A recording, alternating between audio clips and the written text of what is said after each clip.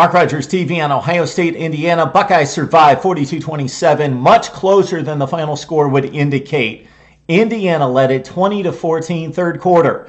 They only trailed 21-20 in the fourth quarter in this football game before the Buckeyes pulled away with superior athleticism and speed. This could have been a monumental upset.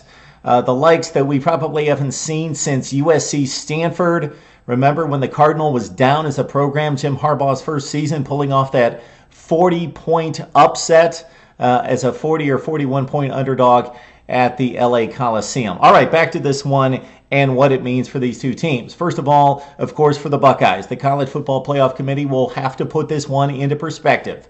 That's their job. Does it mean much? Does the final score in Ohio State breaking away for a 15-point lead kind of ease the pain and bring it back to what we expected for Ohio State in this game? Or do they really break it down and see that Indiana competed for more than 3 quarters in this game, and this could be a blemish against Ohio State in holding off the likes of TCU and Baylor and a possible second SEC team? Like to focus on what the Hoosiers accomplished in this game. Yeah, they dropped to 3-8, but Tevin Coleman was again remarkable. One of the top backs in college football, ran it 27 times for 228 and 3 touchdowns. He had a 90-yarder, he had a 52-yarder. The 90-yarder really put a scare in the Buckeyes again to take this one and make it a 20-14 game at that point in the third quarter. Take away those 2 runs, and the Buckeyes pretty much held them in check at like 25 carries for 80 yards. But you can't take away those 2 runs. So Ohio State breakdowns in defense for a rush defense that, despite some of the issues at times in the pass defense category, Ohio State rock solid in rush defense this season, but not on this day against one of the best backs in college football. Maybe doesn't bode well for the game in 2 weeks against probably Wisconsin and Melvin Gordon. So Urban Meyer needs to think about that. Also on the Indiana side, the freshman quarterback from Los Angeles, Xander Diamont, 11 of 27, $114, 1 interception. Sounds like a failure. No, he played well against an Ohio State pass rush that is one of the best in college football. Yes, he didn't play a great game. He made plenty of mistakes. The 1 interception late when they were down 28-20, still had a chance at that point.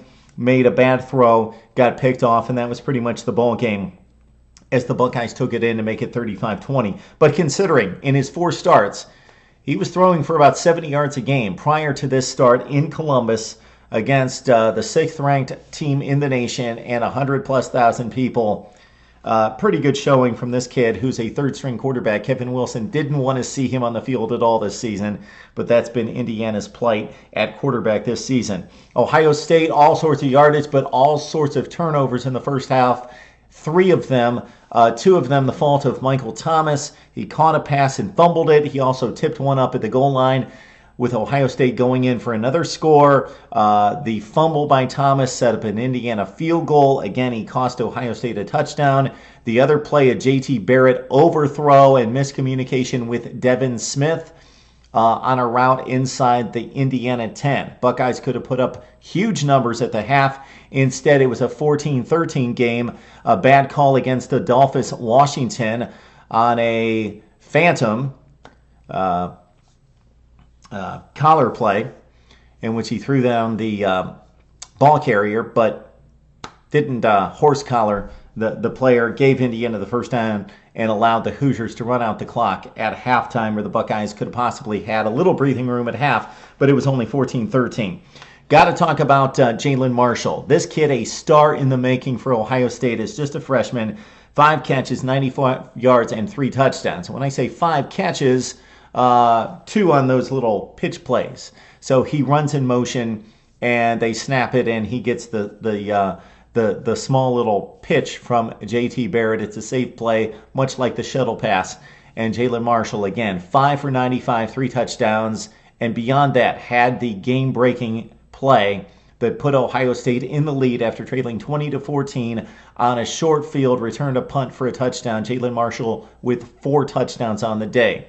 Of course, we've got to talk about Barrett. He was all over the place, scattershot in the first half, but the final numbers are really strong at 25 of 35, 302 yards, 2 interceptions, One his fault, one not his fault. 4 touchdown passes. Again, 2 of the variety of the little pitch pass off the motion play on the jet sweep to Jalin Marshall. But Barrett, the stats good, but he's been better, most notably against Michigan State and last week against Minnesota. Barrett last week broke Braxton Miller's touchdown record at Ohio State for a single season. Today, he breaks Troy Smith, who won the Heisman Trophy in 2006, breaks Smith's passing touchdown record for a single season, and he also broke Braxton Miller's total offense record for a single season at Ohio State. And he still has the Michigan game, plus Wisconsin, plus who knows after that for the Ohio State Buckeyes.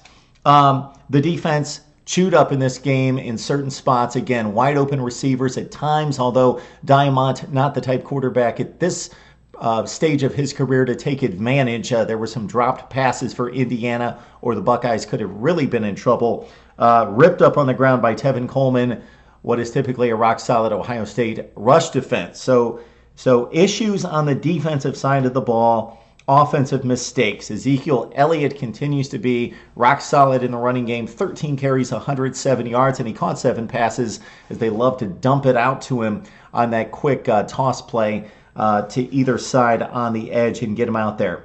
Jeff Hireman, Nick Vanette combined for 6 catches. They are the best tight end tandem in college football. Okay, what does this mean for Ohio State as they face Michigan in the game coming up next week? They're 10-1. Will the College Football Committee look down on this performance or just mark it up as a win and a blip on the radar?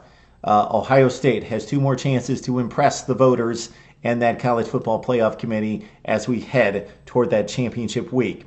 Need to hear from you on Indiana, but most notably Ohio State, and what this near loss, an ugly win for Ohio State, means possibly in terms of the college football playoff. Let's talk about it right here on Mark Rogers TV.